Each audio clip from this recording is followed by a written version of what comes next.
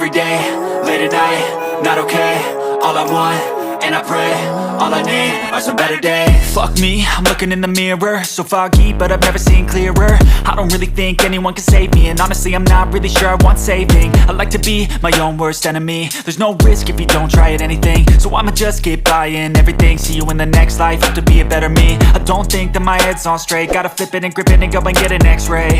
What's wrong with me? I just feel weight pushing on my chest and it squeezes till I suffocate. Better change my mindset, meditate. It's pretty cool that I'm alive and have better days. I could walk, see, hear, I should celebrate. Think I could change my mind, maybe elevate.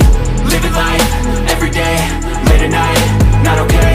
All I want, and I pray, all I need are some better days.